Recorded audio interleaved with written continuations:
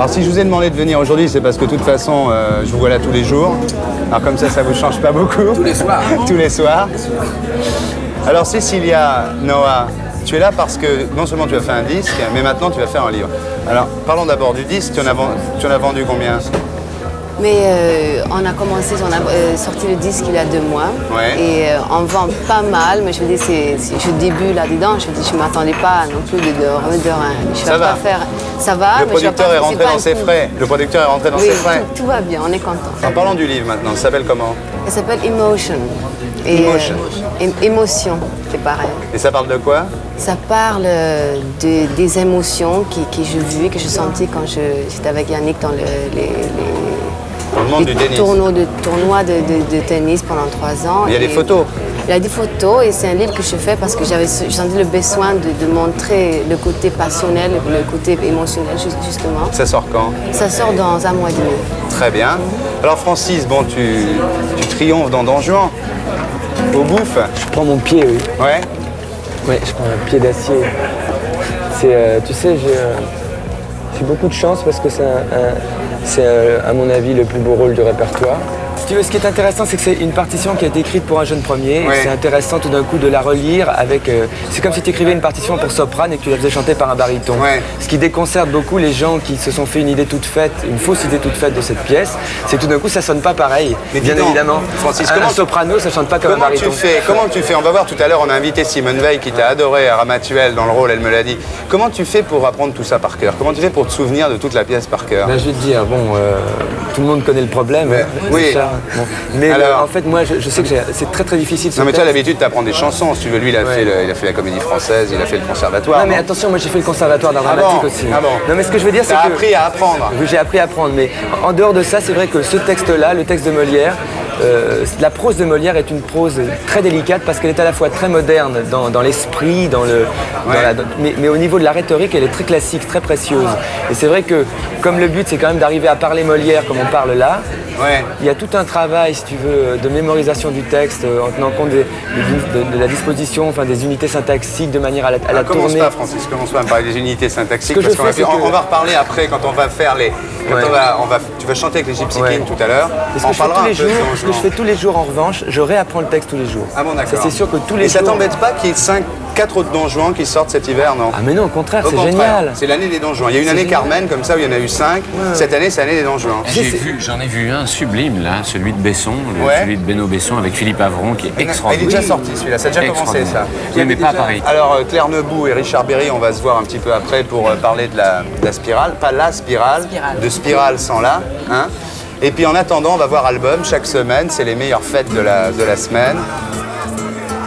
Album Sylvain Bergère, l'Espagne est en France avec Espartaco, Mendes Victor, Ortega Cano, Nimeño. On est à Palavas, à Nîmes, à Béziers. On reste dans le sud avec la première collection de Christian Lacroix le 26 juillet 87, participation de la Reine d'Arles et de ses dauphines. Bonjour Marie. Vernissage des Vaducules, toutes les semaines dans Bain de Minuit, on voit un bout de leur clip de 25 minutes. Et puis la fête de Philippe Cortier au bain, tout le monde est là, c'est chouette, très très très très chouette. Simone Veil, bonjour. Je vous présente Florence Belkacem qui va vous interviewer avec moi. Est-ce que vous connaissez nos amis Eh ben, je Claire fais Nebout. je les connais par la télévision. Claire Nebout, Cécilia Noah, Richard Ils sont Berry rencontrés, déjà. et Francis Lalanne que vous avez vu à Ramatuelle dans Mathieu Don Juan. toujours, absolument. Est-ce que devant vous on peut allumer une cigarette? Oh, bon, ça arrive souvent. Ça arrive souvent. Ça arrive souvent, et je ne suis pas du tout une terroriste en la matière. Ce que je crois, c'est qu'aujourd'hui, il y a tout de même une campagne contre le tabagisme, et où les médecins ont justement demandé qu'on évite de fumer à la télévision. Bien. Alors, c'est pas moi que ça gêne, mais c'est, je dirais, dans le cadre de cette action pédagogique que je crois qu'on peut faire un effort. Alors, je vais faire un effort. Jusqu'à la fin de cette interview, je ne fumerai pas de cigarette. Non, je crois que ça donne vraiment, vous savez, c'est une des choses sur lesquelles les médecins insistent le plus. C'est l'image qui est donnée à la télévision, justement, par des gens comme vous, célèbres, qui sont les idoles des jeunes, souvent. Eh bien, le fait de fumer, ça donne une image qui est en réalité très positive pour le tabac, et donc une incitation. Vous avez commandé un Perrier alors? Voilà. Comme ça, vous ne donnez pas d'exemple d'alcoolisme non plus.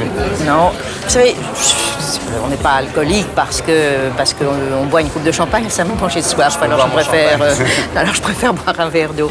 Mais le tabac, il y a vraiment une question d'image qui est importante. Au deuxième tour, M. Barre, pour être élu, est obligé de prendre les voix de Le Pen. Est-ce que vous lui demanderez de prendre une position publique? Mais je crois que même dès le premier tour, il est tout à fait souhaitable que toutes les personnalités candidats aux élections présidentielles se situent très clairement par rapport aux idées de M. Le Pen et par rapport à ce que représente le Front National. Cela dit, qu'est-ce que ça veut dire prendre au deuxième tour les voix de M. Le Pen? Quand vous votez, les bulletins de vote ne portent pas un petit sigle qui montre que ce sont des voix qui viennent de tel ou tel type d'électeurs. D'abord, je suis convaincue qu'au premier tour, il y a des gens qui voteront aux extrêmes, je dirais aussi bien d'ailleurs pour Madame Laguillié et autres, par une espèce de vote de refus, ce qui d'ailleurs est en soi déjà une façon de manifester. Je trouve toujours préoccupant qu'il y ait des gens qui choisissent les extrêmes par vote de refus des candidats, je dirais, classiques. Mais au deuxième et modérés. tour, votre candidat risque d'être élu avec les voix de Le Pen. Mais vous ne le saurez pas. Vous ne le saurez pas. On sait très bien qu'aujourd'hui, il y a une grande partie des électeurs de M. Le Pen qui viennent du Parti communiste ou même du Parti socialiste et de la gauche. Toutes les études qui ont été faites dans dans certaines villes où il y a eu un fort pourcentage de voix sur les candidats de M. Le Pen sont des quartiers où il y avait des voix de gauche très importantes. Donc on ne peut absolument pas dire il y a tel pourcentage ou telle voix viennent de M. Le Pen, tel autre. Mais ce qui est très important en revanche, c'est de se démarquer très clairement. Quelquefois des surprises. Excusez-moi, comme tous les gens, comme tous les hommes politiques de la droite libérale, disons, qui disent nous on fait bien la différence entre Le Pen et les électeurs de Le Pen. Non, moi je ne dis pas je fais la différence entre les électeurs et M. Le Pen. Absolument pas. C'est pas du tout le discours que je tiens. Je dis simplement qu'on ne peut pas savoir. Je dis d'abord que c'est vrai qu'un certain nombre des électeurs ne partagent pas tous les sentiments et les idées de M. Le Pen. C'est évident qu'il y a une grande partie de rejet. Et donc, il faut bien voir les raisons de ce rejet.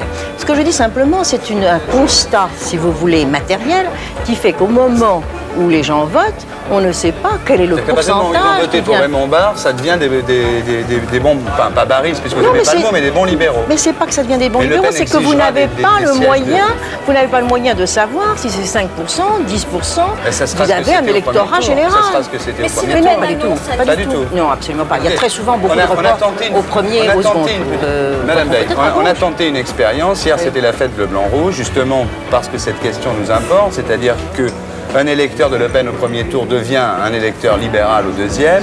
Et on a demandé à notre ami Philippe Guérin, ici présent, d'aller hier à la fête du Front National, à la fête bleu, blanc, rouge, pour demander aux militants du Front... Pour qu'ils voteraient ? Non, ce qu'ils pensaient de vous, ce qu'ils pensaient des gens de la droite libérale. On va regarder le sujet. On va regarder le sujet.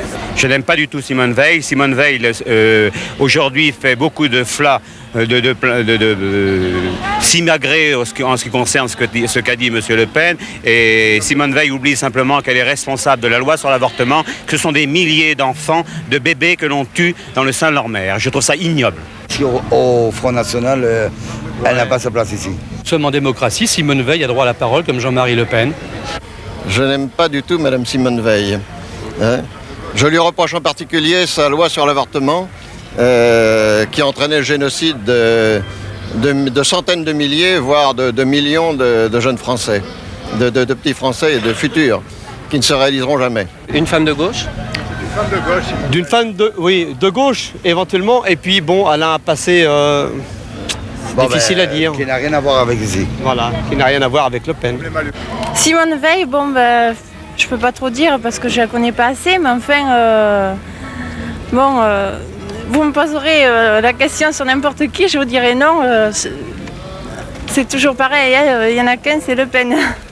Simone Veil, pour moi, c'est vraiment, je dirais, c'est l'abjection politique. C'est vraiment, je crois que j'aurais pas de terme pour décrire une femme, je pense, qui a été d'un cynisme, qui prend des airs de vierge offensée quand elle parle du Front National et de tout ce qu'il pourrait faire. Le Front National, c'est le diable. Je pense quand même qu'il faudrait qu'elle réfléchisse un petit peu sur tout ce qu'elle fait, sur les millions de morts qu'elle a déjà sur la conscience. Qu'est-ce que vous pensez de Simone Veil ? Beaucoup de mal. C'est une femme dangereuse.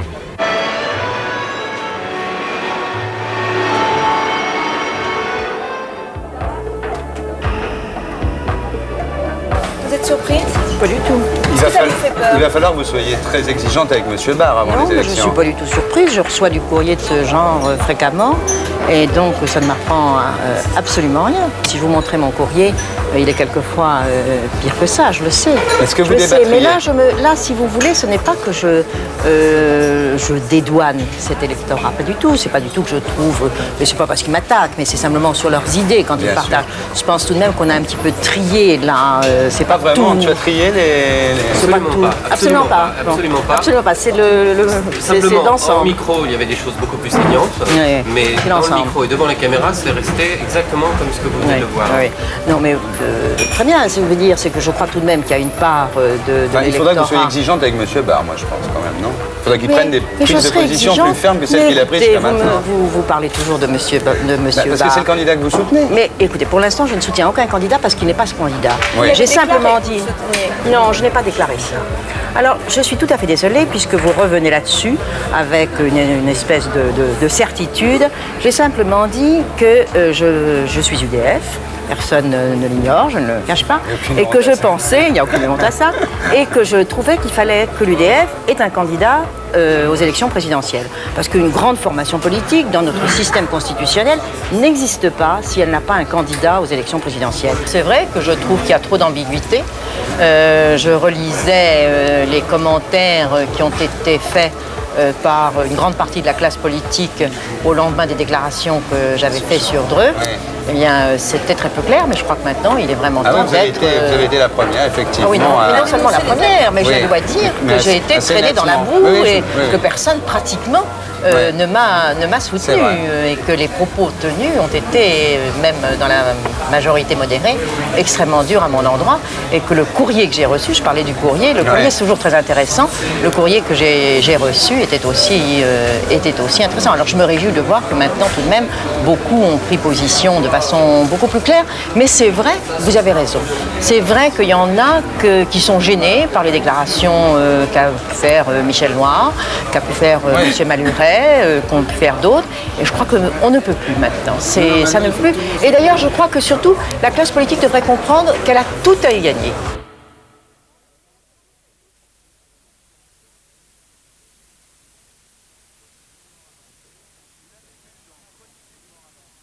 Vous l'avez vu dans Chronique d'une mort annoncée, son clip s'annonce pas mal non plus. Generation of Loneliness, Rupert Everett, alias Rupert Everett.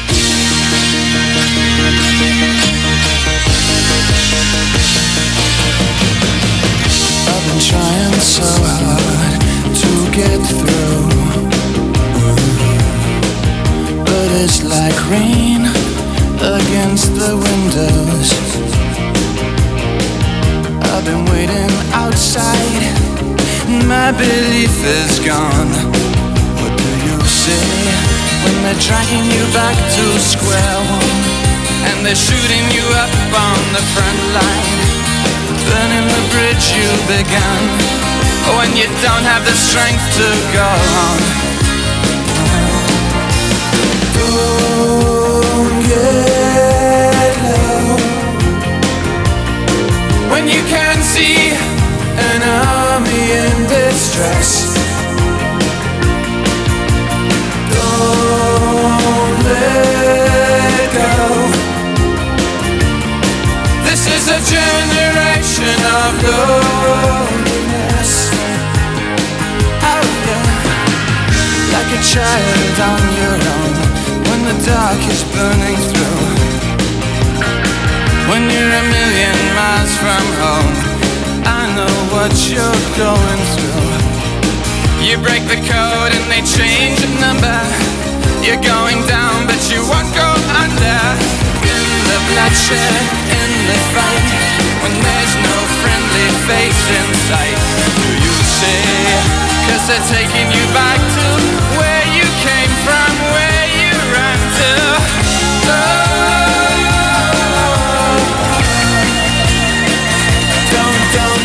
Don't get low when you can see an army in distress. Don't let go. This is a generation of loneliness.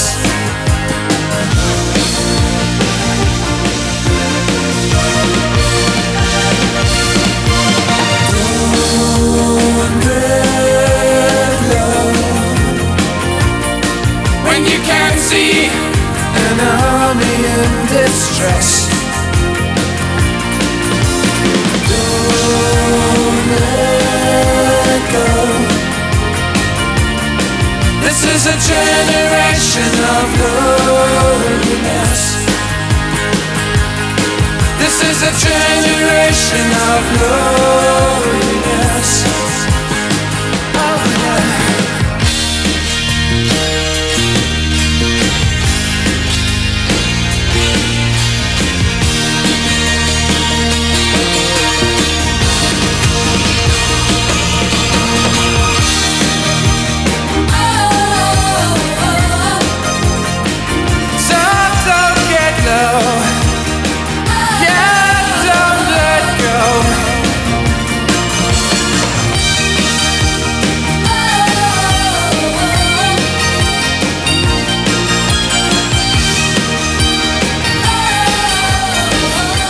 Est-ce que tu peux nous faire deux verres de Don Juan là? Oui, mais maintenant ça tourne. En revanche, je peux lui jouer entièrement, je peux jouer entièrement tout seul le misanthrope. Ah, tu connais pas le misanthrope? Non. Fais-nous deux verres du misanthrope alors. Bah oui, c'est facile. Donc qu'avez-vous? Laissez-moi jouer. Encore une fois, dites-moi, quelle bizarrerie, laissez-moi là, vous dis-je. Et courez vous cacher. On entend les gens, au moins, sans se fâcher. Moi, je veux me fâcher et ne veux point entendre. Dans vos brusques chagrins, je ne puis vous comprendre. Et quoi qu'ami, enfin, je suis tous les premiers. Moi, votre ami? Rayez ce papy. J'ai fait jusqu'ici profession de lettres, mais après ce qu'en vous, je viens de voir paraître, je vous déclare net que je ne le suis plus et ne veux nulle place en des cœurs corrompus. Je suis donc bien coupable, la pièce. Bon, t'es là je pour joue la pièce entièrement. La mémoire qu'ils ont. Ils ont une mémoire incroyable. Hein. T'es là pour Spiral. Alors, en ce moment, tu fais la promo de Spiral. Mais là, tu tournais là? Oui. C'est pour ça que je t'ai dit. C'est pour ça que je t'ai dit que t'es là. Je l'aurais fait beaucoup mieux. Non, c'était très bien. C'était très bien. Alors là, tu fais la promo de Spiral. C'est dur de faire la promo? Non, ça dépend. Est-ce que c'est pas dur d'aller dans des télés? Écoute, je vais te dire très franchement, faire de la promo, c'est pas ce que je préfère, non, c'est vrai. Très sincèrement, je n'aime pas faire de la promo, c'est vrai. D'autant plus que je suis convaincu que ça ne sert absolument à rien. Ouais. C'est une espèce de certitude que j'ai qui fait que j'ai trop confiance dans les spectateurs pour ne pas me dire que, quel que soit ce que je pourrais leur dire sur le film ou ce que je pourrais te raconter ou vous raconter, ils iront voir un film, s'ils ont envie d'aller le voir, ils n'iront pas le voir s'ils n'ont pas envie d'aller le voir. Mon cher Richard, dis-moi, tu sais qu'il y a 6 chaînes maintenant, oui. Pour sortir les gens le soir, c'est dur. Alors, si tu devais comme ça trouver en 2 phrases pour décider les gens à aller voir Spiral, qu'est-ce que tu dirais? Bah, je dirais que c'est une histoire d'amour comme on a envie d'en vivre, de temps en temps, pas trop souvent. Quand on voit clair, de toute façon. De temps en temps. Voilà. Non, c'est parce que c'est une histoire d'amour, parce que de temps en temps, parce que elle est douloureuse. Mais tu sais, il y a des fois des histoires d'amour quand tu ne possèdes pas tout à fait l'objet aimé, quand ça t'excite, quand tu, à mesure que tu crois que tu vas la contourner, l'approcher, la comprendre, hop, elle est ailleurs et tu ne sais pas pourquoi. Elle te donne l'impression qu'elle te donne tout, mais en même temps, tu as la sensation qu'elle ne t'a rien donné. Un jour, tu la vois dans un endroit, le lendemain, tu y retournes. Bon alors, il n'aime pas la promo. Il n'aime pas la promo. Attends, là, je viens de mettre un point. Là, je viens de mettre un point. Maintenant, j'attaque la deuxième fois. Bon alors, voilà. Sur Taxi Boy, avec un bon son. C'est ça que tu aurais dit toi. Sur Taxi Boy, tu étais coproducteur. Oui. Ça t'a coûté combien? Ça m'a coûté... En une phrase. Ça m'a coûté, et pour l'instant, j'en suis de ma poche de 500 000 francs. Ah mais ça va encore. Ah bah écoute, si tu veux bien me les donner. Et ton disque, L'amour, t'en as vendu combien? Aucune idée. Tu sais pas? Non. Donc t'as pas touché d'argent? Bah pas encore, non. Parce que tu sais, c'est long là. Ah bon, mais t'en as vendu un petit peu quand même. Ah ouais, non, je sais qu'il y en a, mais je sais pas combien. Chansons, c'est pas... Je s'exprime. Action École, tu continues? Action École, maintenant, a cessé. Les activités d'Action École. Mais les gens qui s'occupaient d'Action École, ils n'ont plus envie d'aider les pauvres petits noirs d'Afrique. Si, mais il y en a d'autres qui le font maintenant, chacun son tour. Chacun passer son le tour. relais à quelqu'un d'autre. À qui? Ça, je sais pas, c'est le président d'Action École qui s'en occupe. En 88, tu vas faire une campagne électorale ou non? Je ferai sûrement une petite partie. D'abord, une chose je ferai en 88, c'est que j'essaierai de convaincre les gens, d'une part, qu'il faut voter. Pour voter, il faut s'inscrire. Ouais. Parce que je pense que dans l'électorat jeune, beaucoup de gens ne savent même pas qu'il faut s'inscrire et n'ont pas encore leur carte et ne vont pas voter. Déjà, ça commence par là. Bon, d'accord. Donc tu dis aux gens de voter, tu leur dis pas pour qui il faut voter? Mitterrand. Il faut déjà Mitterrand. essayer de convaincre Mitterrand de se présenter. Alors dis donc, on va voir l'extrait de Spirale. Avant de le regarder, je voudrais que tu me répondes à une question qui me brûle les lèvres. C'est quand tu t'es marié avec Jane Manson, tu t'es marié hindou, c'est vrai ça? Oui. Et pourquoi tu t'es marié hindou? Parce que ça correspondait et ça correspond à une idée que je me fais de Jane Manson, des hindous. Non, de la religion. Oui. Et je suis très mais intéressé. t'es pas d'origine hindoue, toi? Non, non, mais je trouve cette religion extrêmement intéressante. Et quand il était question... Quoi? Quand il était question de s'unir, de faire des vœux, j'ai eu envie de les faire devant un prêtre hindou. Tu le referais, ça? Pas Jane Manson, de te marier hindou? Tu m'as fait peur. De me marier hindou? Ouais. De me marier tout court, non. Bon, d'accord, même pas hindou? Non. Bon, ben d'accord, on regarde l'extrait de Spirale, merci. C'est quand elle m'a dit « Tant pis pour toi », Tant pis pour toi. que je l'ai trouvé. J'entrais dans une spirale.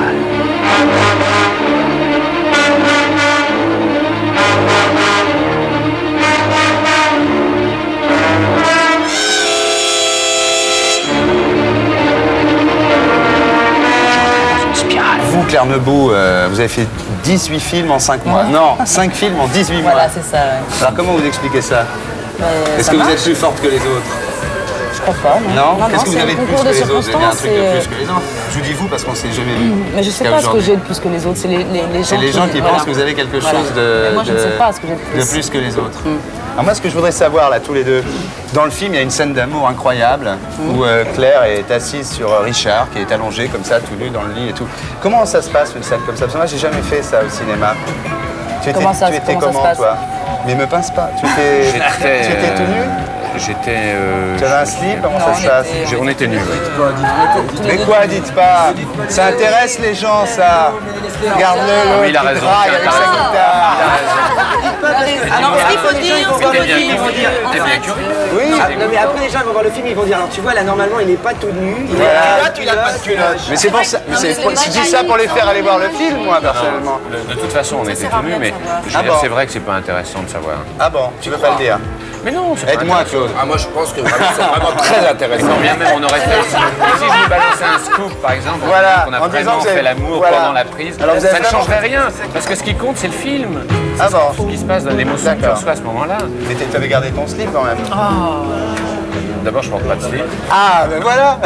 Et toi, tu veux pas dire. Il y avait des Et ça se voit dans le film qu'on est nus. On est complètement nus. Non mais tiens, vous étiez content d'être l'un contre l'autre. Voilà, c'est ça. Est-ce que ça vous a excité? De toute façon, c'est beaucoup plus difficile que vous le pensez à faire. Je suis sûr que c'est très difficile. Pour la pudeur de Claire, pour la mienne, même pour celle des autres qui regardent une chose qui est en train de se faire devant nous.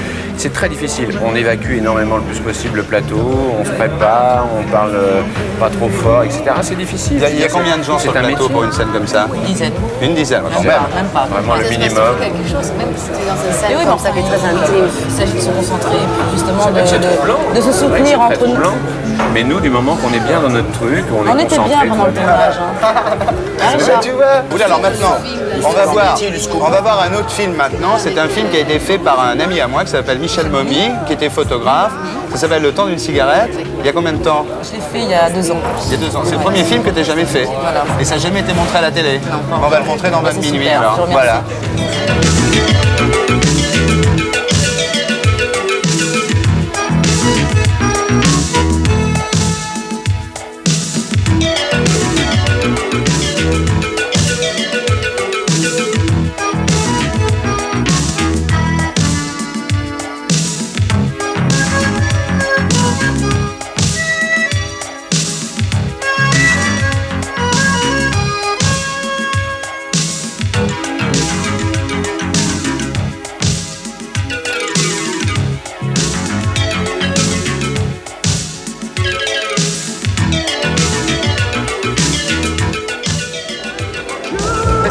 dernière, le chouchou de la semaine, c'était Terence Trent D'Arby. Et cette semaine, on voit le clip. C'est chouette. On est dans ces deux voix éraillées complètement que j'adore. En plus, ces deux personnages. Voilà, ces deux personnages complètement à part. Qui sont complètement une atmosphère, comme dirait qui vous savez. C'est Tom Waits et Ryuichi Sakamoto. Ah bon? Ryuichi Sakamoto, c'est le japonais de Furio, le film avec David Bowie. Avec Bowie. Et Tom Waits, que tout le monde connaît maintenant à cause du film de Coppola. Bien sûr. Et qui a dédié cet album à notre cher confrère Franck Maubert, parce que ça s'appelle Les années sauvages de Franck. Voilà. Alors, c'est des voix éraillées qui ont vécu, qui en ont dans le coffre. Et pourquoi il y a deux chouchous? Pourquoi il y a deux chouchous cette semaine? Mais parce que je les aime tous les deux. Ah bon, voilà, c'est les d'accord. chouchous. D'ailleurs, j'ai téléphoné à Marguerite Duras, on peut dire chouchous. Et tu n'es pas arrivé à choisir Chouchous entre les de deux. la semaine, voilà. Bon, d'accord.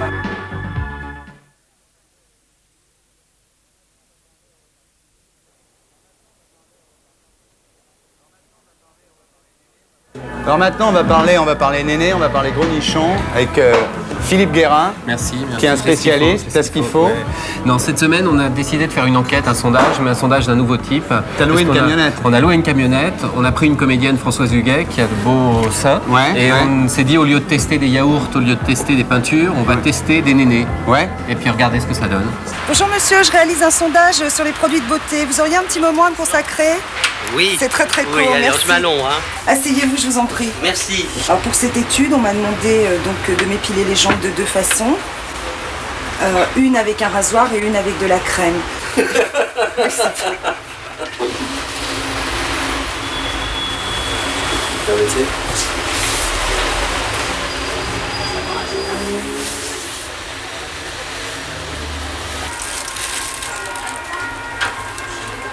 Bon. À rebrousse-poil alors. Si vous voulez. La plus sexy, vos deux jambes sont sexy. Maintenant, on va faire la même chose avec un produit pour la poitrine et je vais vous demander lequel de mes deux seins est le plus ferme. Mais rhabillez-vous, je veux dire. De toute façon, vous pouvez vous rhabiller pour on peut mettre n'importe quoi, je veux dire, à la limite, non? Vous êtes obligé de toucher. Bah oui, je sais, c'est ça qui est en fait le plus... Mais c'est pas possible, votre histoire.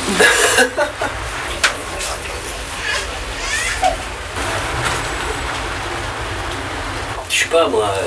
Je sais pas. C'est vrai que j'ai envie de toucher, mais. Je vais vous demander lequel est le plus doux. Le A. Et 2. Le B. Vous êtes payé pour ça? Celui que vous souhaiteriez le plus emporter chez vous. Oh bah le B. Bah, c'est plus ou moins illégal. Bonjour. Excusez-moi. Je vais Bonjour. contrôler le travail. Oui, bah, Ça se passe bien? Oui, j'ai bientôt fini. Vous avez fait combien de questionnaires? 14.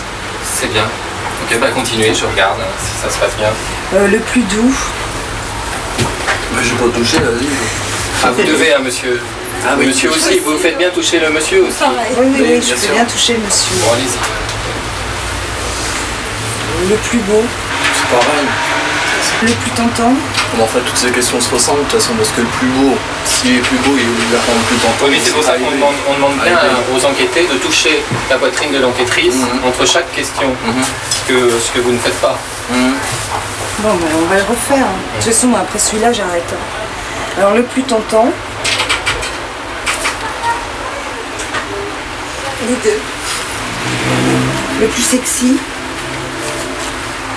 Les deux. Celui que vous souhaiteriez le plus emporter chez vous. Les deux. Bon, bah écoutez, je vous remercie. Docteur Gros, bonjour. Vous venez d'écrire un livre qui s'appelle Le sein dévoilé. C'est chez qui? Chez Stock. Chez Stock. Oui.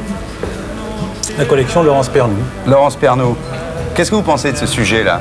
Comment vous réagissez sur ces gens qui montent dans des camionnettes pour toucher des seins le samedi après-midi sur un parking d'hypermarché? Moi, je crois qu'ils ne touchent pas vraiment des seins. Ils ne savent pas bien toucher. Ils le touchent du bout des doigts, en tout cas. Du bout des doigts. Et puis, ils ne touchent pas vraiment un sein, ils touchent un objet, une partie d'anatomie féminine. C'est un sein complètement défantasmé, je trouve. L'imaginaire n'a pas le temps, à mon avis, de... Vous touchez pas comme ça, vous? Je touche les patientes. On doit les toucher, effectivement, sans faire intervenir l'imaginaire. d'ailleurs. Ça vous arrive quand même de faire intervenir l'imaginaire quand vous touchez une patiente? Absolument. Non, le regard, vous savez, le regard... C'est un beau métier que vous faites quand même. Vous êtes scénologue, non? Oui, je suis scénologue. C'est-à-dire que je m'occupe donc de toucher des patientes, seins, de femmes, pas seulement de toucher, de les deviner, mais vous savez, il y a une espèce d'éducation, de réflexe, je sais pas, quand on voit des femmes et quand on les examine, justement, le regard devient tout à fait dépouillé. Et je crois que ça peut paraître étonnant, mais on ne voit plus le sein, organe érotique, on voit le sein d'une femme qui vient pour un problème. Je crois que vous êtes très sérieux parce que vous faites venir le mari qui surveille. Ah bon? Oui, oui. Ah bon? Je ne m'oppose jamais à ce que le mari vienne. Il y a des femmes qui souhaitent que leur mari vienne, d'autres qui s'y opposent tout à fait. Mais je trouve que si le mari a envie de venir, effectivement... Dites-moi, pour en revenir au sujet, donc vous pensez que les gens, quand on les fait monter dans une camionnette pour toucher des seins comme ça, ils savent pas bien faire, quoi? Ils n'ont pas ils ont une situation... Ils n'ont pas le doigté, quoi. Ils sont dans ces... j'ai pas l'impression que les personnes qui sont passées dans la camionnette doivent toucher, les hommes en tout cas, doivent toucher le sein de leur femme comme ils le font dans la camionnette. Alors ce serait triste. Ça serait triste pour les femmes. Absolument. Alors pour les hommes aussi. Vous êtes scénologue. Oui. C'est-à-dire que vous êtes le deuxième scénologue de France, puisque votre père était le premier. Et il s'appelait Charles, votre père. Il s'appelait Charles Gros, oui. Professeur Charles Gros, c'est lui qui a inventé la scénologie. La science du sein. Là. Parce que je crois que dans la Vous êtes scénologue de père en fils dans la famille. Il se trouve que effectivement j'ai épousé son intérêt pour la... D'accord. Alors moi, il y a un passage que j'ai adoré dans votre livre, c'est celui que Thierry et moi on a le plus lu, c'est le passage sur le sein des hommes. Ah, parce qu'après tout, je veux dire, les seins des femmes c'est bien, ça fait tout ça du livre, et puis il y a ça pour les hommes.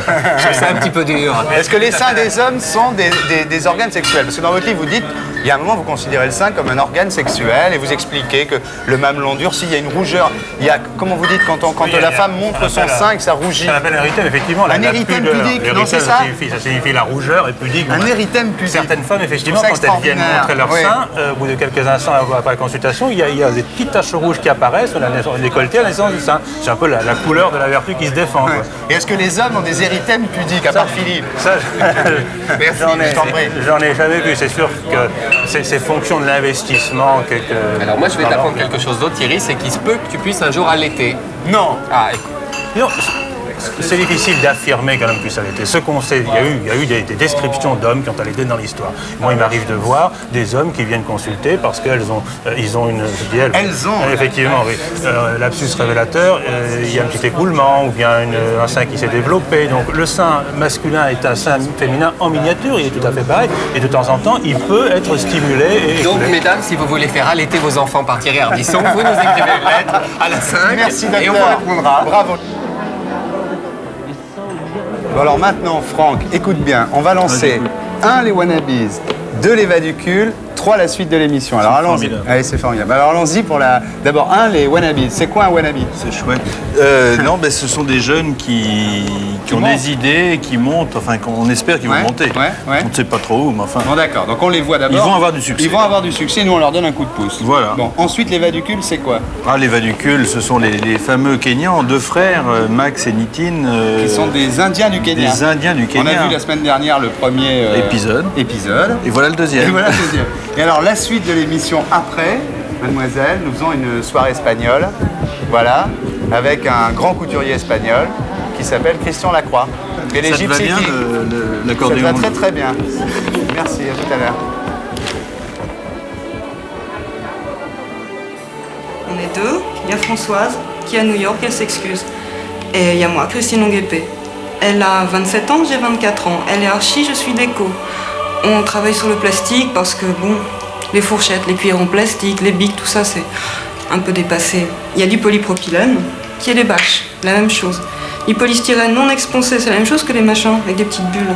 Et puis, l'élastomère, qui est celui-là en jaune, et le même élastomère, en noir. Alors, le téléphone, c'est le 43 29 00 92. Salut. Je m'appelle Philippe Moncorgé, j'ai 27 ans. Je suis gémologue et j'ai une passion, c'est les pierres précieuses. Ce qui m'intéresse, le cœur de cette passion, c'est d'aller les chercher dans leur contexte naturel. Au Brésil, à Madagascar, au Siam, en Afrique. Et c'est surtout d'en ramener des images. Des images pourquoi? Parce qu'on connaît très mal la pierre précieuse et que j'ai envie de vous la présenter. Donc si vous êtes un particulier, si vous êtes une entreprise, si vous êtes un mécène, vous pouvez me contacter à Lyon au 78 37 97 82 pour financer cette expédition. Bonjour, je m'appelle Marie-Françoise Georges et j'ai ouvert une galerie de photos à la Bastille, 56 rue du Faubourg Saint-Antoine. Au fond d'une cour, il faut chercher, mais si on cherche, on trouve, et je crois que c'est bien. Je présente 90 photographes, plus de 1000 tirages, qu'on peut acheter immédiatement. Si on trouve que c'est trop cher, on peut les payer en plusieurs fois. Et parmi eux, il y a des grands noms comme celui d'Édouard Boubard, Robert Doisneau, Sebastião Salgado, aussi plein de jeunes photographes inconnus. En ce moment, je présente une exposition des frères Vaducul, Max et Nitin, qui s'appelle Selling the President. Si tout ça vous intéresse, vous pouvez me téléphoner 43 44 11 36. Je m'appelle Denis Chapoulier, j'ai 31 ans et mon boulot c'est pas de passer à la télé, c'est de faire des photos.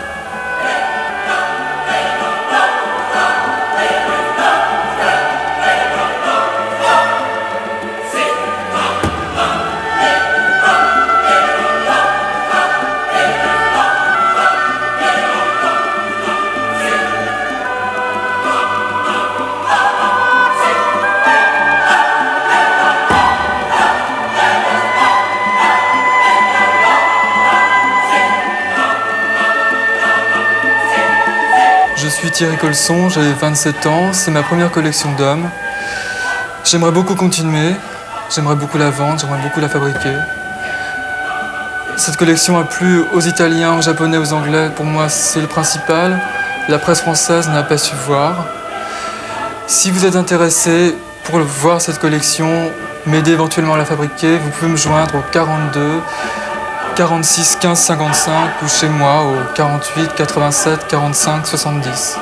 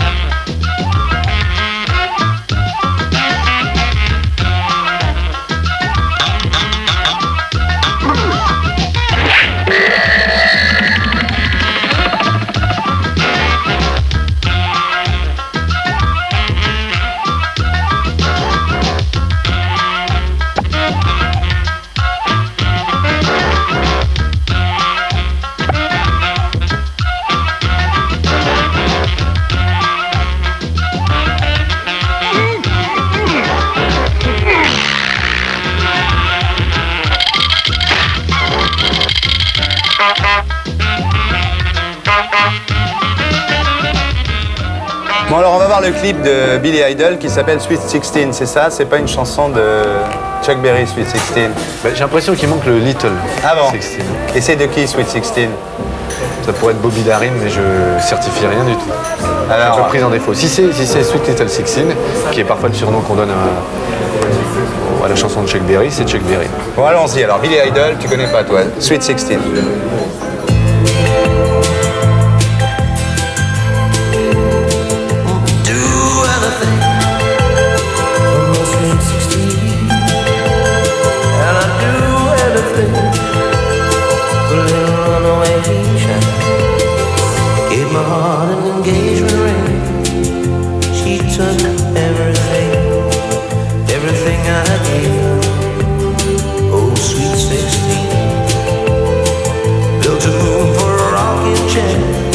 I never guessed it would rock up my throne again.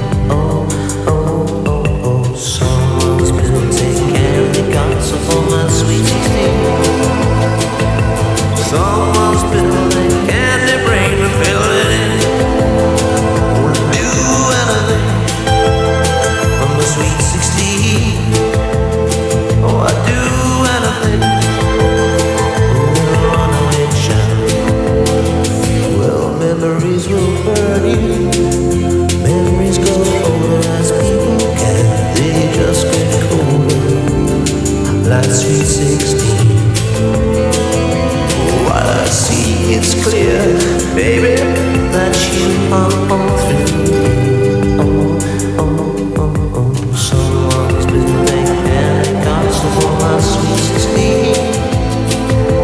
Someone's been making candy house to house her in. Oh, someone's been making candy castle for my sweet 16. Someone's building candy brain, building it. When I do anything for my sweet 16. Oh, I do anything for my runaway girl.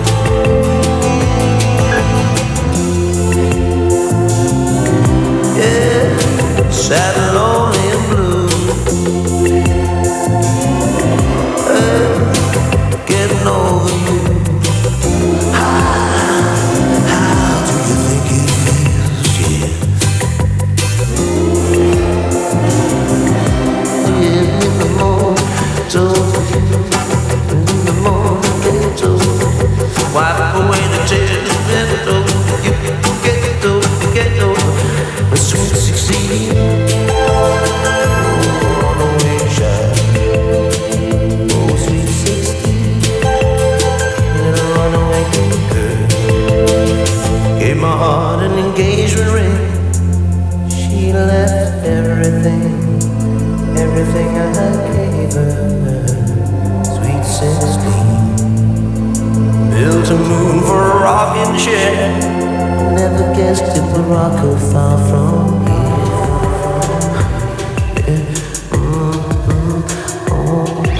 Someone's been taking the counsel for my sweet 16. Someone's building candy house to house her in. Someone's been taking the counsel for my sweet 16. Someone's building candy house to house her in. Do anything for my sweet 16. Oh, I do anything. There's the runaway child. I do anything. Oh, sweet 16. I do anything. A little runaway girl. A little runaway girl. Oh, sweet 16. Bon, ben, je vais vous présenter Bayon, Libération. Jean Rouzeau, tu as sévi à Actuel, tu as sévi à Libération aussi. Télé-Libération et à l'Écho des Savanes avant Maggiori. C'est pas d'hier. C'est ça, ouais. Et Franck Maubert, que tout le monde connaît depuis la semaine dernière. Merci. Voilà. Alors, le clip de Billy Idol, qu'est-ce que t'en penses? Il est pas très terrible, gentil. hein, quand Il est même. très gentil. Ouais. Mais il est un petit peu tout faux, c'est-à-dire que c'est à la fois un Iggy Pop griffé, et puis le clip en question, celui-là, il est faut Ricky Nelson et puis il faut Prince surtout. C'est l'empreinte de Prince. Non, c'est pas génial, mais il chante pas mal. Ouais. Et puis c'est un peu baba. C'est un peu baba quand même. Pour un mec qui vient du c'est bizarre de voir un punk les contingents et tout ça là. Ouais, il vient du 77, oui. Il vient du punk. Punk de la première heure qui fait du country, tout ça. C'est l'influence Prince sur la guitare sèche. Oui, surtout que je te dis, en 77, Génération X, c'était vraiment les tout premiers punks, déjà coiffés blond en brosse. On va le vieillir comme nous. On va le foutre à la poubelle. Nous, on vieillit pas, Billy Idol vieillit. Il a 30 ans. Alors, on va voir un sujet sur Libération, le journal que tu connais bien, qui a été réalisé par notre ami Rousseau avec Télé-Libération, il faut bien le dire.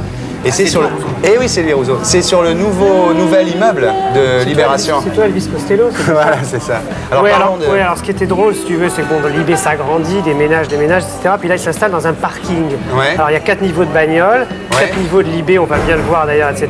Il n'y a plus de porte, plus d'escalier, ce qui m'a permis de faire un travelling de 2 minutes sans s'arrêter, vous allez voir. C'est un peu comme ici, c'était des bains-douches et c'est devenu une bain-douche. Exactement, tous les lieux sont détournés. Ici, c'était un bain-douche, là-bas un parking. Et puis, mais ça change le mode de vie quand même. Avant Libé, c'était quand même un peu le bordel.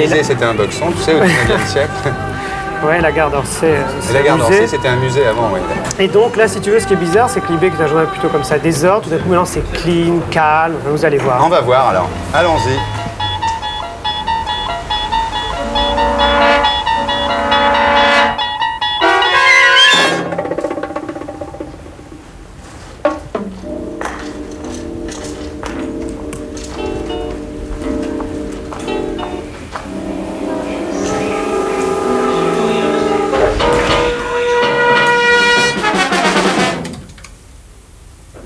C'est un endroit qui communique.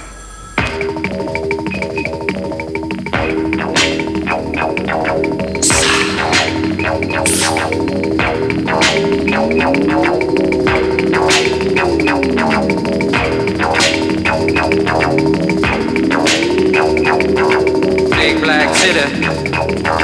Big black city. Big black city. Oh, baby. Holla, holla, baby.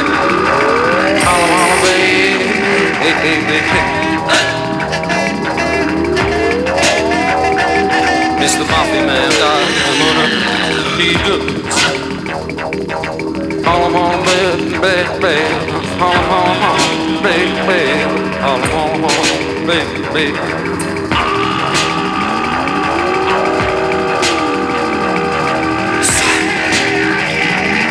Mr. Policeman, I'm gonna hey, good. Holla, holla, baby, baby, holla, holla, baby, baby, holla, holla, baby, baby, big black city.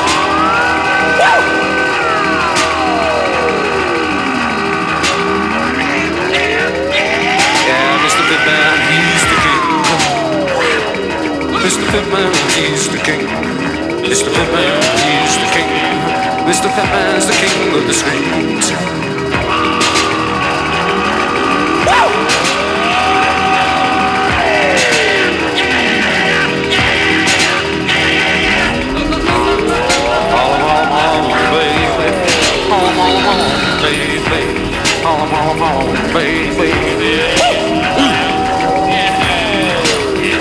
Mr. Junkie Man, line ahead. Mr. Junkie Man, line ahead. Mr. Junkie Man, line ahead. Woo!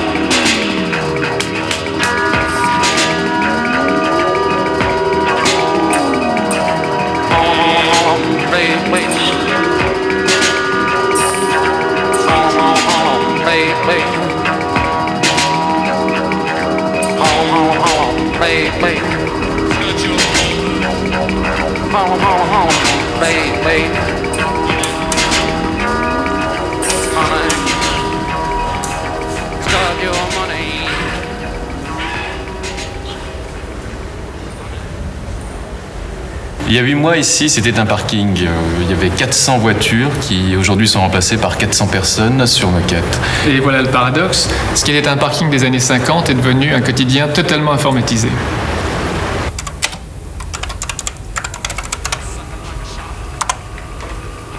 Ben ici c'est génial, tout est bien, c'est grand, c'est beau, les couleurs sont jolies et surtout on voit tout Paris.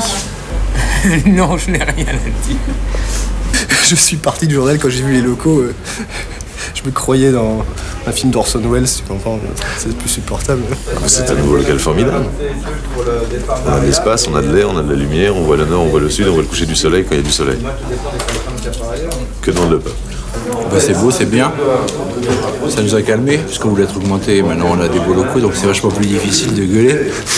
Puisque quand on gueule, quand t'as des boules, tu montes sur la terrasse, tu regardes Paris, tu dis qu'est-ce que tu veux faire? J'en ai plus rien à foutre. Donc ça tient comme ça.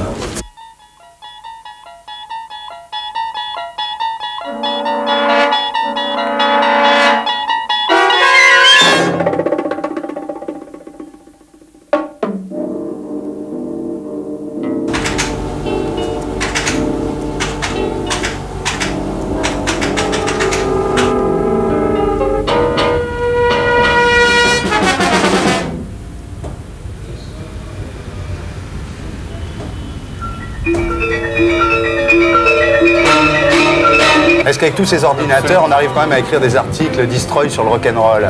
Non, pas forcément destroy, mais je pense que ça change.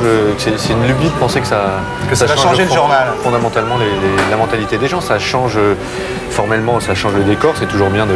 Ouais. Ah non, mais c'est très beau. Moi, je l'ai vu. C'est bien de rafraîchir. Ça rafraîchit les idées, mais ça change pas les méthodes profondément. On est surpris de la façon dont on passe. J'ai vu le fauteuil de Julie. Tu l'es bien, le fauteuil de Julie, hein? Non, il est petit. Ah, il n'est pas si petit. Il y a un dossier qui dépasse comme ça. Avant. Comment ça se fait que Libération, qui est un journal excellent, puisqu'on l'achète tous les matins, on contribue au financement de l'immeuble, comment ça se fait que ça se vend pas mieux, Libération? Pourquoi ça se vend toujours à 120, 130 000 exemplaires, alors que c'est un des meilleurs journaux en France? C'est écrit trop petit, peut-être, non? C'est dur à lire, c'est compliqué, non? C'est un peu long, peut-être, oui. C'est peut-être ça. Moi, je dis toujours que les caractères sont un peu petits, quand même. Ça fait un peu mal aux yeux, non? Il faudrait passer en neuf, et puis par ailleurs... Il faudrait passer en neuf. C'est peut-être sa fatalité. Mais non, Le Monde vend 400 000 exemplaires, c'est écrit plus petit, donc c'est pas la vraie raison. C'est peut-être, non? C'est peut-être la fatalité du journal d'être tiraillé entre cette hyper... technicité qu'on vient de voir. Et puis le côté underground marginal du côté départ. bricolage, en tout cas, oui. Les cartons dont il parlait, ils sont toujours là, parce qu'on a oublié dans le perfectionnisme ambiant, qui était très bien, on a oublié qu'on ne pouvait pas taper accommodé sur un écran vert à 1 mètre, et puis sur le ciel en second plan, donc on travaille avec des cartons devant. Franck Maubert, maintenant on va parler du lycéen. Ben voilà, le lycéen, donc c'est le roman de Bayon, le premier roman de Bayon. D'ailleurs, c'est une 2e ou 3e mouture, on ne sait plus, ça avait été déjà édité. Oui, ça a été... Enfin, la rose fait pas partie du décor. Non, mais la rose, c'est un signet pour trouver la page. C'est bien la rose. Oui. C'est la rose et les décombres, c'est vrai. Alors, Franck? Les décombres, c'est Rebatté. Là, ça a presque le même poids que les décombres de Rebatté, mais ça... Ah non, oubliez. C'est plus de 400 pages. Plus de 400 pages. Alors, je ne sais pas, moi, ça m'a fait penser par moments, on pense à Céline, par moments, on pense à Truffaut. Il y a un côté, en fait, ça s'appelle le lycéen, ça aurait pu s'appeler le glandeur, ou le branleur, ou le déconneur, non? C'est qu'on cite Céline, il faudrait citer Bouvard et Pécuchet. C'est un chapitre qui manquait à Bouvard et Pécuchet, qui étaient des sortes de forcenés de la bêtise. Hein. Mais Céline était soutenue par la guerre. Il manquait l'enfance de Bouvard et Pécuchet. Et là, il travaille sérieusement à inventorier la sottise lycéenne. Non mais Céline était soutenue par la guerre, tandis que là, toi, tu parles des mocassins Weston, des gabardines anglaises. C'est le décor, les gabardines. C'est un décor qui se situe.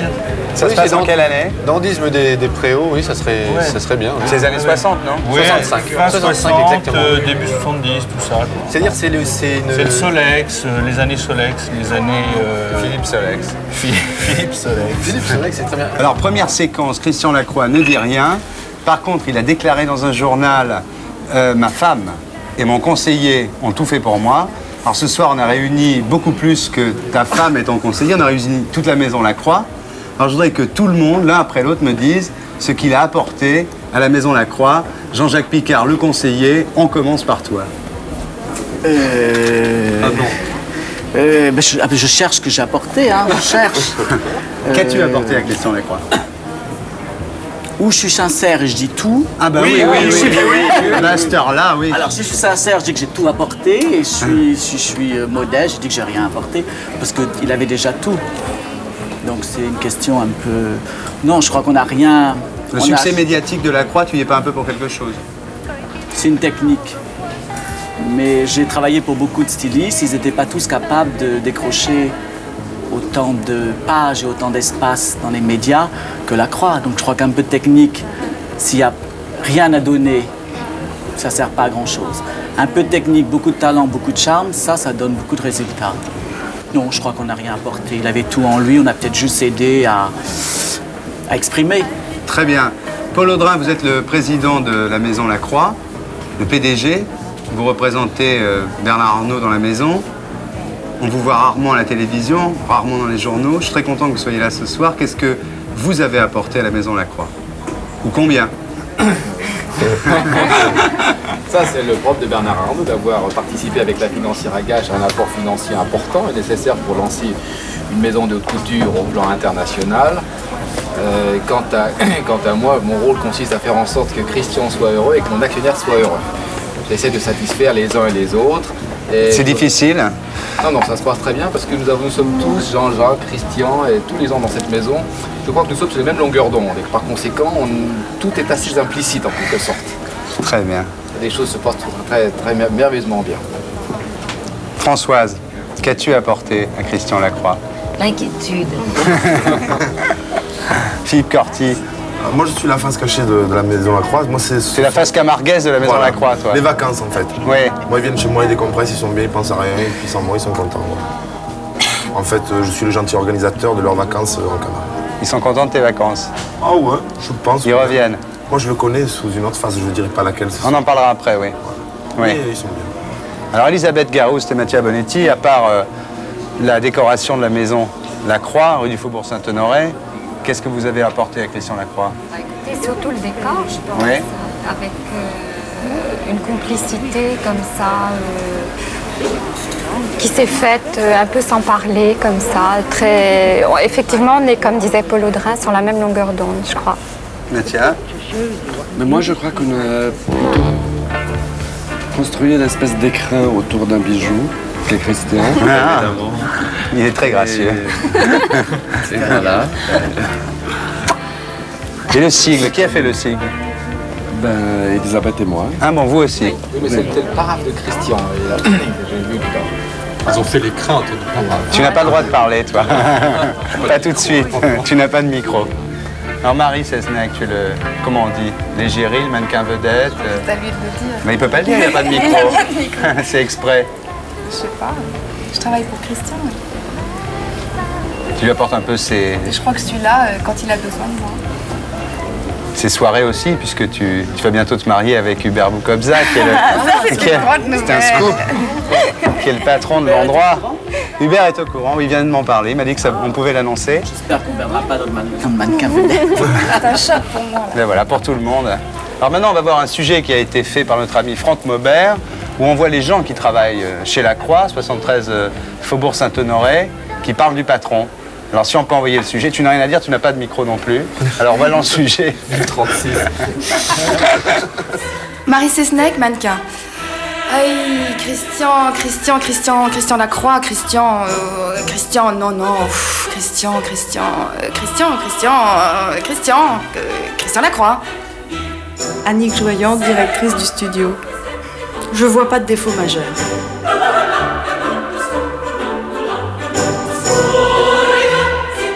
Diane Duong, mannequin. Christian Lacroix, j'adore. Mais il a un très très grand défaut, c'est qu'il a beaucoup trop de talent. Mario Martignon, premier d'atelier. Monsieur Lacroix, quand il fait ses croquis, le croquis est déjà terminé.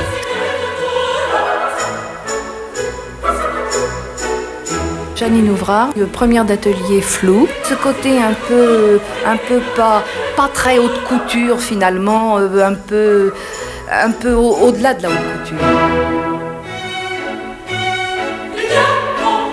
Elisabeth Garouste, donc je travaille avec Mathia, on a travaillé au décor. On travaille un peu par image et beaucoup par le monde d'évocation. Mathieu Bonetti, on joue beaucoup sur des contrastes entre, par exemple, des matériaux assez bruts, mais qui sont réinterprétés d'une façon assez luxueuse.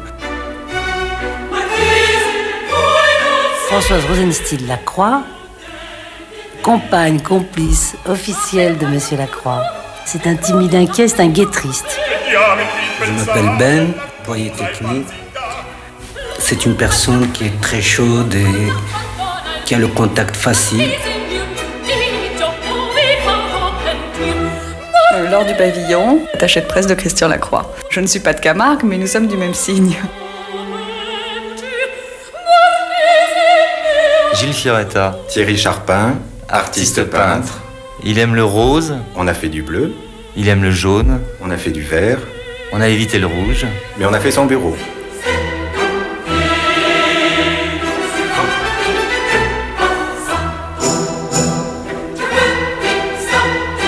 Monsieur Paul Audrin, président de cette société. Bien souvent, je l'ai vu dans des réunions avoir un rire d'une telle intensité, d'une telle force que toute la société se sent transportée.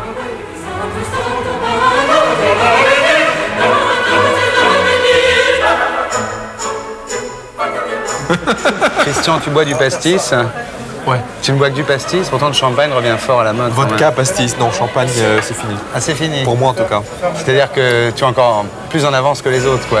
Les gens sont au champagne. Ça, je sais pas, mais enfin, la graine plus que le grain. Ah non. Alors, on a quelque chose en commun, c'est que toi tu habitais à Arles, moi j'habitais à Avignon. J'ai fait mes études à Montpellier, enfin je passais ma vie en Camargue, à la Churrascaïa. Et puis ensuite on est montés tous les deux à Paris.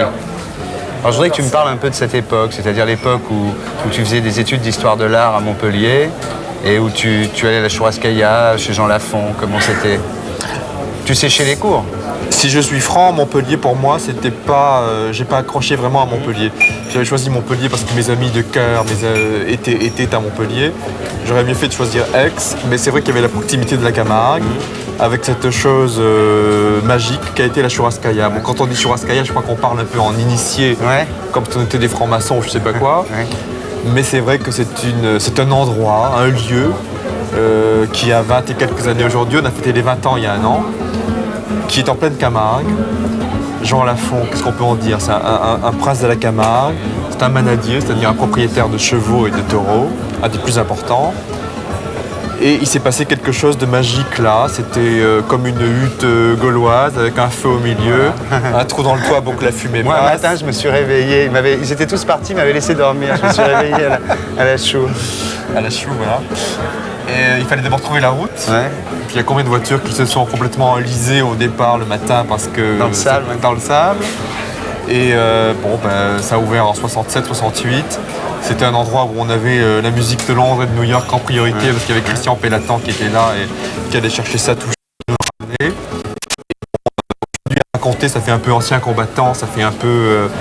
c'est un peu normal. Et tu as conquis Paris, donc c'est très à la mode tout ça. Tu as quand même... la mode, c'est pas le mot que je préfère. Être à la mode, encore moins. La Nîmes Society a quand même fait fortune à Paris, non? C'est vrai, mais il faut faire attention à ça, parce que qui dit être à la mode dit être immédiatement démodé, hein, quelque part. Et puis la Camargue, c'est une chose à garder précieusement comme un bijou. Et il faut faire très attention à ne pas le galvauder. Mais c'est vrai que c'était un lieu comme ça. Et c'est vrai que d'en parler, ça fait un peu ancien combattant. Mais à l'époque, il y avait non seulement les Stones, etc. Mais il y avait Charles Trenet, ce qui n'était pas évident. Quand Lafont arrivait, c'était les trompettes d'Aïda de Verdi. Et on restait là jusqu'à 5h, 6h, 7h du matin. Et on partait se laver au Sainte-Marie-de-la-Mer dans la mer. Et bon, voilà. Et quand tu as quitté tout ça, c'est parce que tu savais que tu avais un destin. Tu sentais au fond de toi-même que tu ne pouvais pas rester là, qu'il fallait que tu montes à Paris parce que tu avais des choses importantes à faire. Je crois que sans présomption, c'était un peu comme un voyage initiatique qu'il y avait à faire. Bon, il y avait les peintres au XVIIe qui devaient passer par Rome. Bon, ben moi, je dessinais. Dessiner du théâtre, des costumes de théâtre ou de la mode à Montpellier, ou à Aix, ou à Arles, ou à Avignon, c'était pas envisageable à l'époque. Et puis, c'était une chose qui me tenait à cœur. Et je suis arrivé ici en 73. Un petit peu plus tard que moi. Tu avais combien d'argent en poche quand tu es arrivé? 500 francs par mois. Ça me rappelle de bons souvenirs. Quand on dit finalement Bernard Arnault a investi beaucoup d'argent sur Christian Lacroix, mais Christian Lacroix a signé sur tout. Ça veut dire que tu as signé sur la haute couture, sur le prêt-à-porter, sur les parfums, sur les lunettes, sur les sacs à main. Est-ce que tu n'as pas un peu l'impression d'avoir vendu ton âme au diable finalement? Non, parce que d'être pris finalement dans un système qui risque de te dépasser un jour. Peut-être, bon, je ne suis pas devin, j'en sais rien. Mais en tout cas, Bernard Arnault est quelqu'un qui m'a parlé au sens où je me suis senti un peu de la même race. et où c'est quelqu'un de la même génération que moi. Et puis bon, peut-être qu'un jour, il faut signer ce genre de pacte. Et qu'en tout cas, je l'ai fait en toute... En sachant ce que en tu sachant faisais. que je pouvais garder ma liberté. C'est-à-dire qu'il est d'accord, nous sommes d'accord, lui et moi, pour dire que la qualité, c'est pas signer des centaines de licences. C'est clair entre vous. C'est clair entre nous. Très bien. Et on va garder ça intact. Merci Christian. Well, let's say tonight we have the pleasure, and my lord, and even the Americans with child. Tonight is the Gypsy Kings. The Gypsy Kings is a band, my lord, vous avez écouté partout parce qu'ils sont présents sur toutes les radios, sur toutes les télés. Et vraiment, c'est mérité parce qu'ils sont super, c'est des vrais gitans. Ils composent leur musique, ils écrivent les paroles.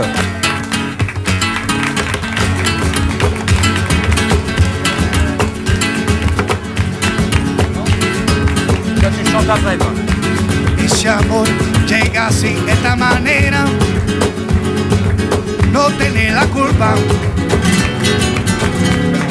Caballo le dan sabana, porque es muy despreciado, por eso no te perdono de llorar. Ese amor llega así, de esta manera, no tiene la culpa. Amor de compra y venta, amor de en el pasado. Ven, ven, ven, ven, ven, ven, ven, ven, ven, ven, ven, ven. Bamboleo, bamboleo, porque mi vida yo la prefiero vivir así. Bamboleo, bamboleo, porque mi vida yo la prefiero vivir así. No te da perdón de Dios. Tú eres mi vida, la fortuna del destino. El destino tendrá se ha parado. Lo mismo ya callé, lo mismo soy yo. No te encuentras lavando. Eres posible y no te encuentro de verdad.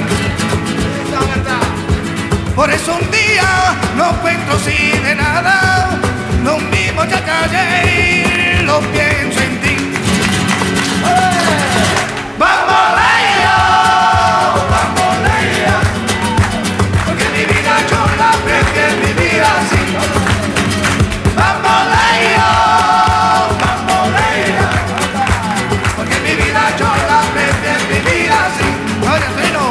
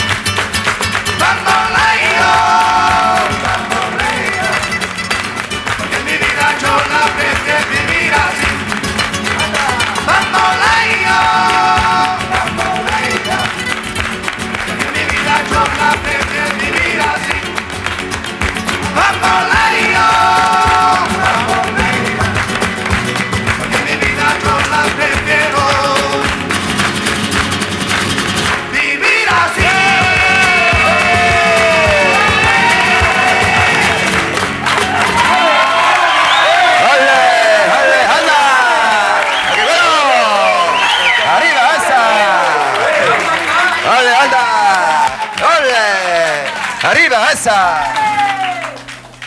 Eh ouais, c'est super. À toi Francis. Tu veux que je t'amène? Bah je sais pas, moi on m'a dit que tu allais chanter à mort, c'est ça? C'est ça? Ok. Je vous le laisse. Des souvenirs. Un souvenir de dortoir là.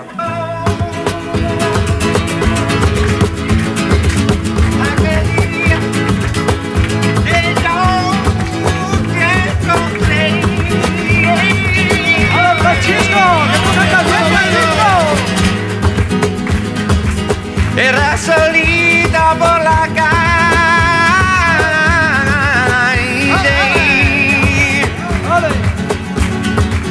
y solita me esperaba ahí. Amor, amor, amor, amor, amor, amor, amor, amor, amor, amor, amor, de aquella noche. Amor, amor, amor, amor, amor, amor, amor, amor, amor, amor, amor, de aquella noche. Hola, Nicolás. Guitarra, Tonino.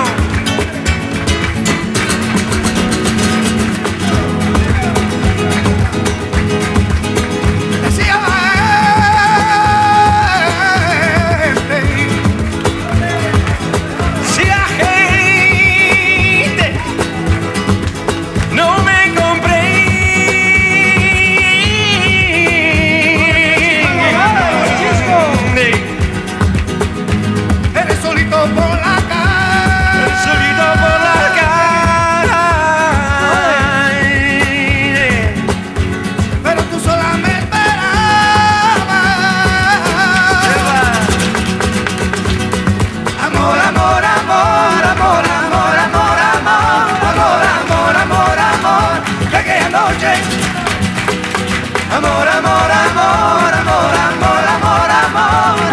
amor, amor, amor, de aquella noche.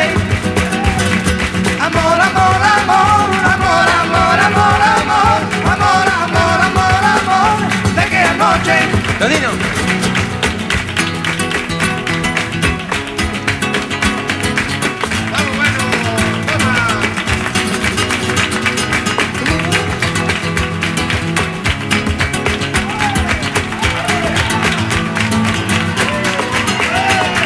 Amor, amor, amor, amor, amor, amor, amor, amor, amor, amor, amor, de aquella noche.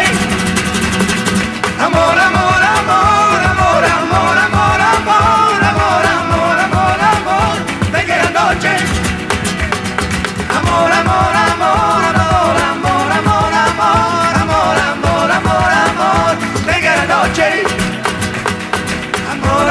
amor, amor, amor, amor, amor, amor, amor, amor, amor, de aquella noche.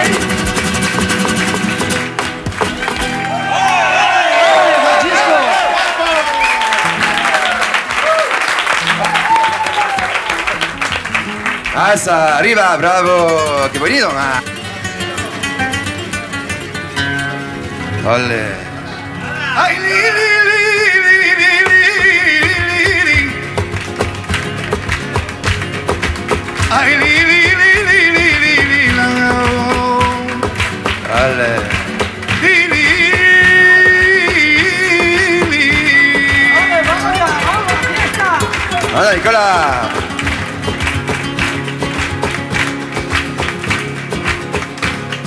Dineron, patila, tila, con la itani. Dineron, tila. Ah, vaya, Marí. Hola, hola.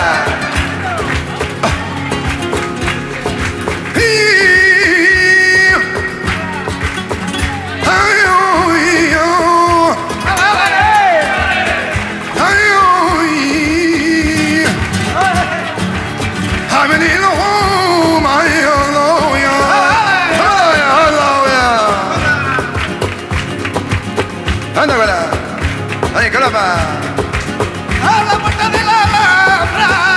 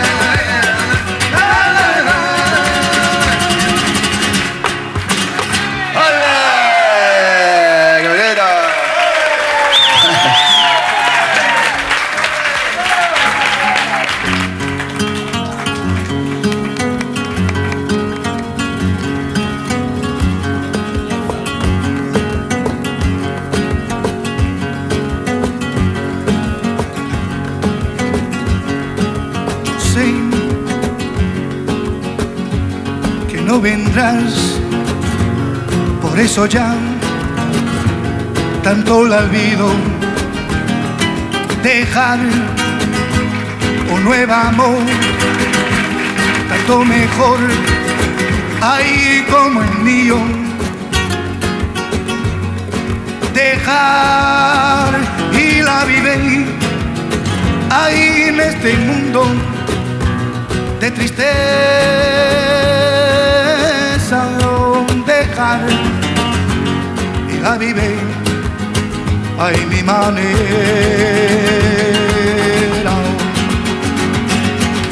Yo quiero ser, hay nada más, prefiero y recordar un nuevo amor, tanto mejor.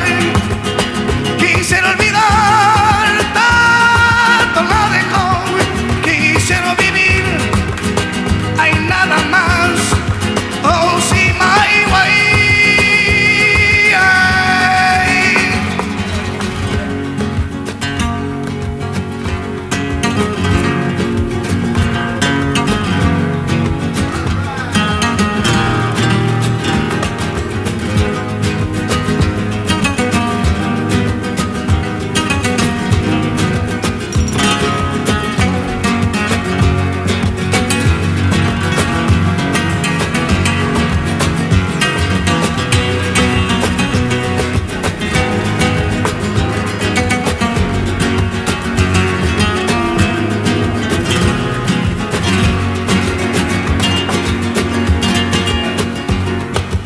Sé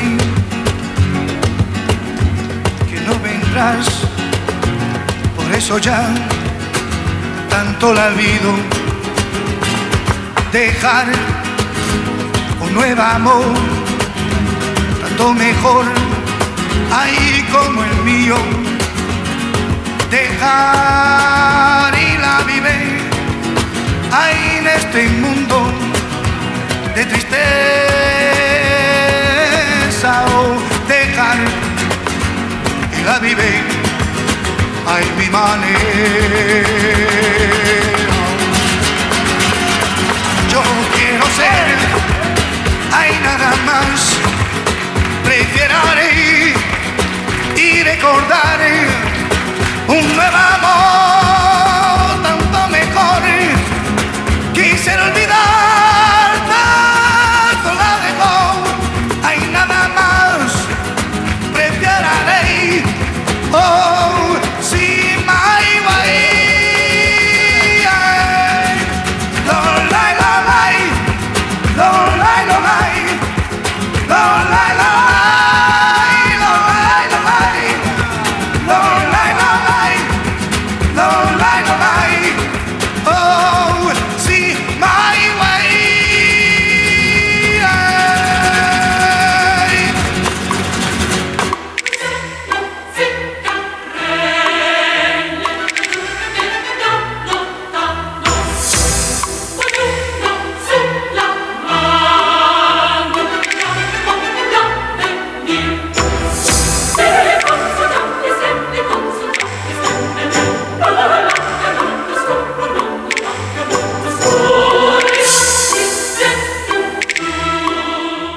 Et pour être sûr de ne rien rater de Inarditube, abonnez-vous et mettez un pouce bleu.